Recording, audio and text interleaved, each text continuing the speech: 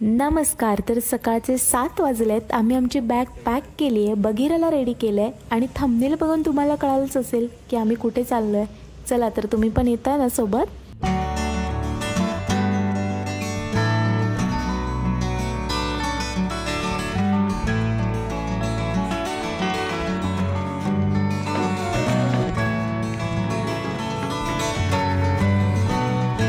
कोडाईकनाल हे तमिळनाडूमधले hill station आहे, जे समुद्र सपाटीपासून 7,000 फूट उंचीवर आहे, जे एकापेक्षा एक आश्चर्याने आणि निसर्ग सौंदर्याने भरलेलं आहे.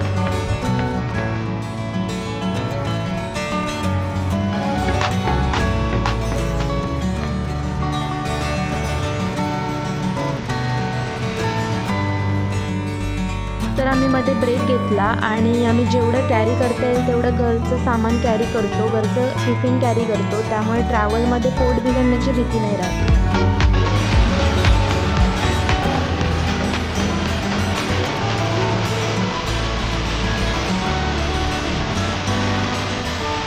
तर फायनली आम्ही आमच्या डेस्टिनेशनला पोहोचलो आहे. तर अशा ठिकाणी जाताना मी तुम्हाला सजेस्ट करेन की थोडं लवकर निघा, रात्र होणार नाही याची काळजी घ्या पोचायला, कारण अशा फॉरेस्ट एरियामध्ये तुम्हाला जंगली प्राण्यांची भीती असू शकते आणि थोडे रस्तेही खराब असतात, त्यामुळे ही काळजी नक्की घ्या.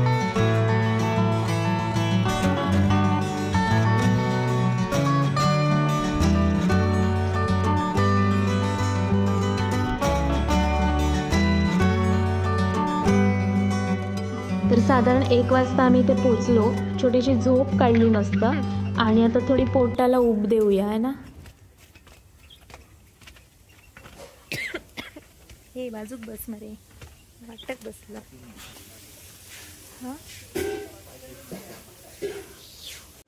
जेवण थोडंसं एक्सपेन्सिव्ह आहे पण टेस्ट छान आहे.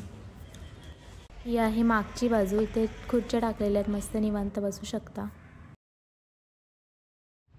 संध्याकाळचे 4:30 वाजलेत आणि आम्ही आलो आहे कोडाई लेकला, जे आमच्या हॉस्टेलपासून जवळच आहे. आणि इथे तुम्ही बोटिंग करू शकता. आजूबाजूला काही छोटे छोटे पॉईंट्स आहेत, तेही तुम्ही कव्हर करू शकता.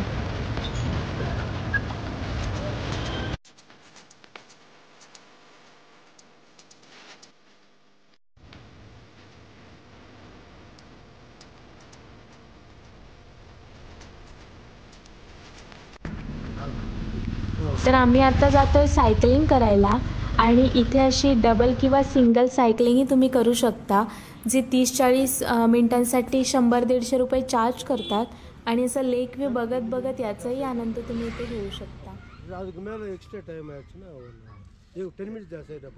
ओके. मला काय कळतच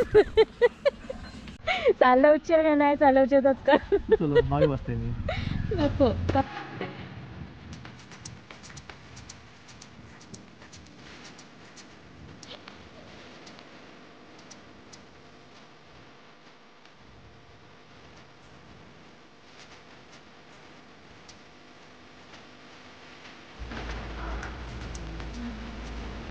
आज वेळ कमी असल्यामुळे फक्त जवळची ठिकाणं एक्सप्लोर केली आहेत आणि मी परत हॉस्टेलला आलो आहे.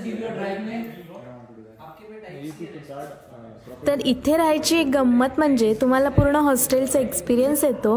वेगवेगळ्या ठिकाणाहून लोक आलेली असतात, त्यांच्यासोबत इंटरॅक्शन होतं आणि नवीन नवीन गोष्टी आपल्याला कळतात.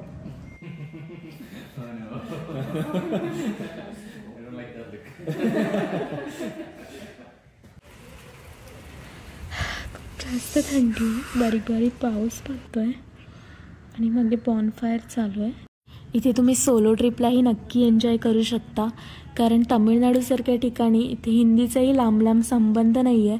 अशा ठिकाणी कुठचं गाणं वाजतंय ते तुम्हीच ऐका.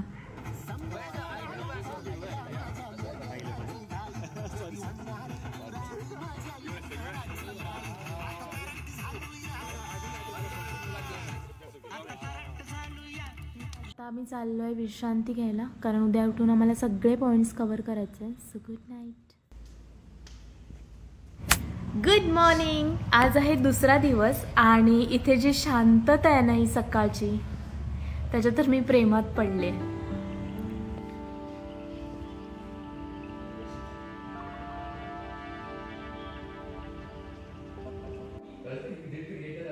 हॉस्टेल दाखवते मी तुम्हाला आतून कसं आहे। हा आहे कॉमन रूम आणि इथे गेम्स खेळू शकता। वायफायची पण सोय आहे जर तुम्हाला वर्क फ्रॉम होम असेल आणि तर काही चेंज म्हणून तुम्हाला इथे यायचं असेल तर इथे राहून तुम्ही काम करू शकता, जे बरेच लोक इथे करतायत। आणि हे आहे बेडिंग जे पूर्ण हॉस्टेलचा फील देत आहे। आमच्या रूममध्ये 8 बेड्स आहेत, कॉमन वॉशरूम आहे। या 4 बेड्सच्या रूम पण अवेलेबल असतात, ते तुम्ही ऑनलाईन बुक करू शकता। आम्ही ब्रेकफास्टसाठी वेटिंग करतोय। आज सगळे पॉईंट्स कव्हर करायचे उरलेले।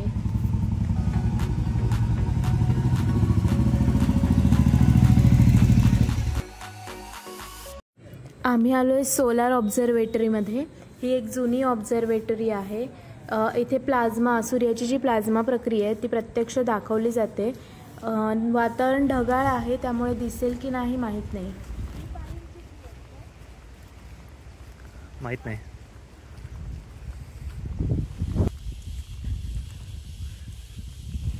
एवढी भयंकर शांतता आहे, फक्त किड्यांचा आवाज येतोय।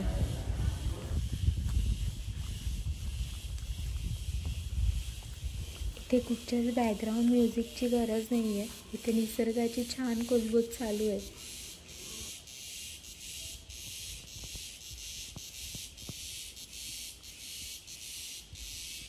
सत्य एकटे फिरतोय। काल पण एकटं फिरावं होतं। दिसतोय का याच्यात? शांत आहे, कोण नाही वाटतं। म्युझियम मध्ये तरी काय हा काय काय माहिती। तो बसलाय, दिसला बसलाय तो।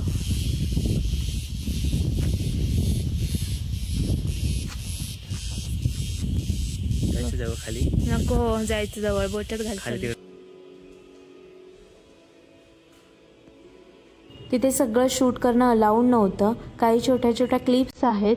तुम्हाला जर यामध्ये इंटरेस्ट असेल तर तुम्ही नक्की इथे भेट देऊ शकता।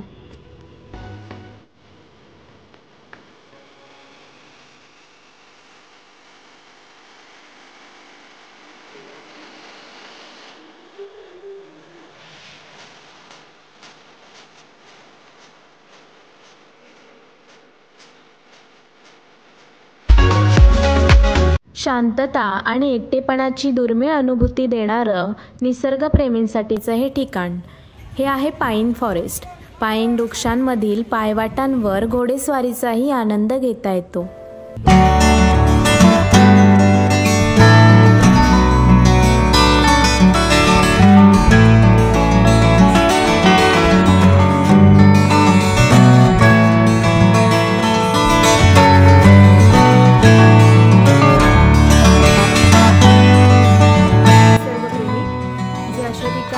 आपल्या प्रेमाच्या निशाणी कोरण्याचा प्रयत्न करतायत तर तुम्ही अशा ठिकाणी येऊन असं काही आपल्याकडून घडणार नाही याची काळजी घ्या।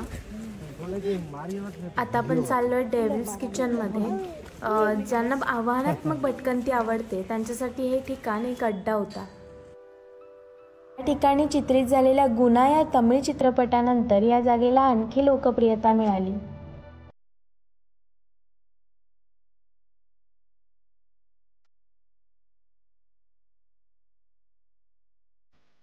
नंतर मंजूभाई बॉईज हे सत्य घटनेवर आधारित असलेल्या चित्रपटात दाखवलेल्या घटनेनंतर धोकादायक ठिकाणचा प्रवेश बंद केला आहे।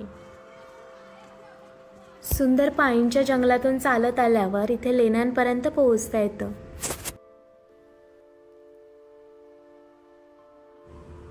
हा जो जमिनीचा पृष्ठभाग आहे तो पूर्ण झाडाच्या मुळांनी आच्छादलेला आहे।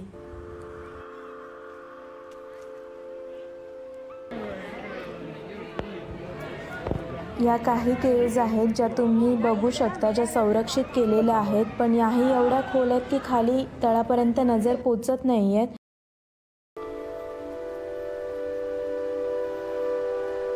तर या बॅरिगेड्सच्या पलीकडे मेन गुना केव्ज आहेत, तिथे जायला बंदी आहे कारण त्या खूप धोकादायक आहेत। आतापर्यंत 16 जणांचा मृत्यू त्यात बडून झालेला आहे आणि त्यांचे मृतदेहही सापडत नाहीत, एवढ्या त्या खोल आहेत। साधारण 300 फूट खोलीच्या त्या केव्ज आहेत असं म्हटलं जातं। या भयानक दिसणाऱ्या गुना केव्जमध्ये नैसर्गिक चमत्कारांची आणि गूढ आकर्षणाची मोहक झलक मिळतेच, पण सोबतच आजूबाजूच्या सौंदर्याचा आणि विहंगम दृश्यांचा मिलापही घडतो.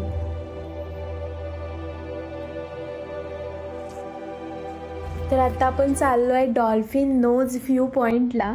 कसली खतरनाक वाट आहे.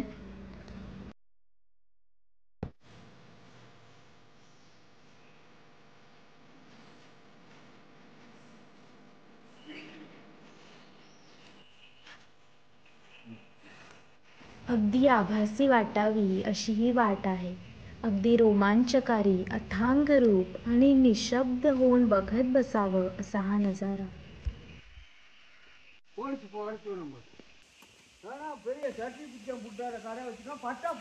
खाली जाशी तर गावाचंच नाही. जाऊन दे पुढे.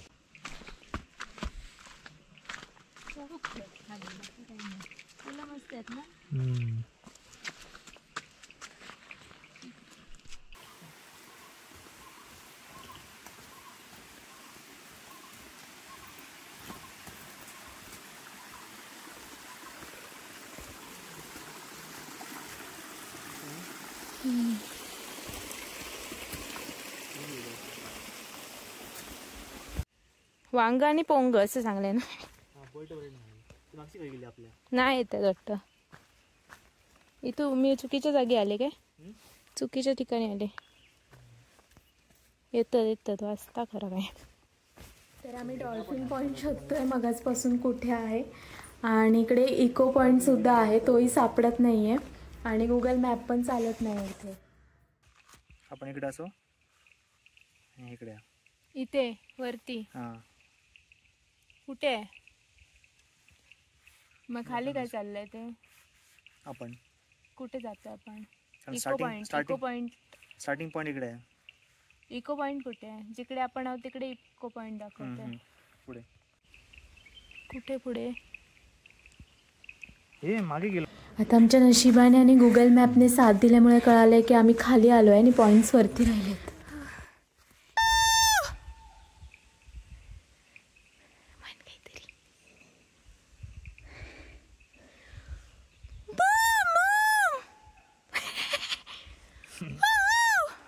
इथे हा पॉईंट दाखवायला कुठचाच बोर्ड वगैरे काही नाही आहे आणि धुक्यामुळे काहीच दिसत नाही आहे.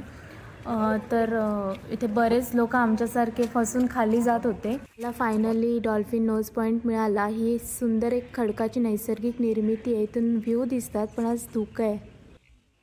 बुबू बोर्ड घेऊन ठेव गं त्याच्या तोंडात. किती वाजले.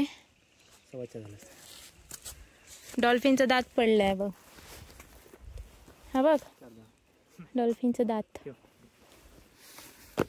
पूर्ण दिवस भटकून आम्ही परत हॉस्टेलला आलो आहे. गप्पा रंगल्यात. उद्या आम्ही दुसऱ्या हॉस्टेलवर स्टे करणार आहोत. त्याचा व्हिडिओ दुसऱ्या पार्टमध्ये येईल, त्यामुळे सबस्क्राईब करायला विसरू नका.